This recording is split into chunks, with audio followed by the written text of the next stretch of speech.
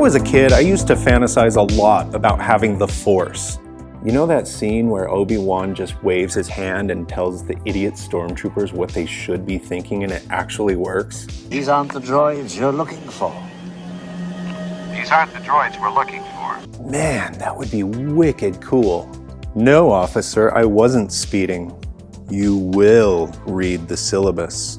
Sadly, as far as most of us know, the Force doesn't exist, so that wish isn't coming true anytime soon. But there still are ways to convince other people to do your evil bidding. A Purdue professor back in the 1930s by the name Alan Monroe noticed that successful persuasion, particularly persuasion that motivated people to take action, followed a series of predictable steps. What he discovered is that humans are predictably motivated by following this series of steps, which he called Monroe's motivated sequence.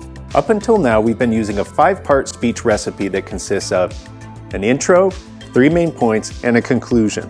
One of the best parts about Monroe's sequence is that it essentially consists of the same 5 parts. That's what we're here to talk about in this video. In order, the steps are attention, need, satisfaction, visualization, and action. The first step, attention, is essentially the exact same thing we've already been practicing. In the attention step, you still follow the same 5 parts of the introduction. Gain attention, relate the topic to the audience, connect it back to yourself, state your central idea, and preview your main points. That said, there's some things that you need to be aware of when crafting the attention step. First of all, Monroe's sequence works best when the audiences are engaged at each one of the steps. This means that the first thing you say is even more critically important than it was before. So think about how to grab your audience's attention and make them want to listen further. Relating the topic to your audience is also more important than it was before because your audience will want to know why they should care about this topic. Similarly, connecting the topic back to yourself is also more important because when you're motivating an audience to do something, they're going to want to know why you are interested in making this happen. Ultimately, if you've done your job right, by the end of the attention step, your audience will be thinking, why yes, I do want to hear more. The second step in Monroe's sequence is the need step. I would argue that this is possibly the most important as well as one of the more complicated steps. In the need step, your job as the speaker is to present a problem to the audience, help them understand how the problem affects them, and make them believe that the problem isn't going away on its own without taking some sort of action. Out of the 5 steps of Monroe's sequence, this is the one where you're going to spend the bulk of your time. To fully establish the need, you're going to have to define it, illustrate it, offer evidence to support it, and connect it to the audience specifically. Time out. Of the most common problems that I see with students in this particular speech, the majority of the problems happen within the need step. All too often, students will jump ahead and immediately begin talking about the benefits of the action they're proposing the audience take. For example, if I'm living within the middle of a coronavirus pandemic, which I definitely am, and my goal is to motivate my audience to stay home, the problem that I see students doing goes a little something like this. Staying home protects your loved ones, your grandparents, and people more vulnerable to disease. Social distancing at Costco may feel pretty awkward, but it really is for the best, and here's why. No. Those are all results of staying home. To establish the need effectively, we have to focus on the problems that we're facing right now before we take action. So here it is again, rewritten. I could start out by talking about the coronavirus and how contagious it is. I could then illustrate it by talking about how quickly it spread through China, Italy, and now New York City. I could present evidence showing how little the virus is currently understood. Then I could connect it locally by showing mathematically what could happen if people didn't do something.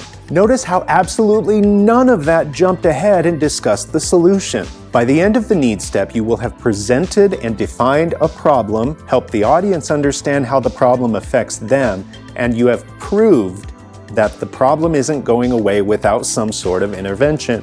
The audience then responds by thinking, "Yep, that's a problem, and it definitely affects me." Okay, on to the third step in the sequence, satisfaction. Nope, not that kind. The satisfaction step is where you effectively satisfy the need or solve the problem. The most important thing in this step to focus on is how it connects to the need. Simply put, your solution must address the problem. Also, it should be realistic, doable, and timely. Begin by clearly stating what it is that you want your audience to do. Then explain why you're advocating for this solution, followed by showing the audience how it's going to address the need. Be sure to bring in evidence to help support this. The last part of this step is where you address objections. To begin addressing objections, make a list of all of the reasons you can think of why somebody would not want to do what you're trying to get them to do. Then, in your speech, bring up those objections and refute them. By addressing objections up front, they don't have the opportunity to take root. No, root. That means that questions don't have the opportunity to sit and simmer until the end of your speech and then come up during the Q&A session afterward. Again, here's a brief example. We can't yet stop the coronavirus, but we can take action by social distancing and staying home, which helps prevent the spread. I would then bring in evidence showing how social distance slows the spread of a disease. Then, maybe to address objections, I might say something like, look, the CDC isn't asking us to go to war in Western Europe and live our lives in the trenches like our grandparents and great-grandparents did. They're asking us to stay home and keep our distance. Our generation's big moment is literally to stay home and play Fortnite. I think we got this. By the end of the satisfaction step, if you've done it correctly, then your audience will be thinking, oh, that's a pretty good solution. I think it could work. Okay, on to the fourth step in Monroe's sequence, which is visualization. Oh, this is where I use my visual aids? No, the visualization step is where you help your audience see what's in it for them if they take the action you're proposing. It's where you visualize for your audience what life is like with your solution. The most critical thing you can do in this step is to be vivid.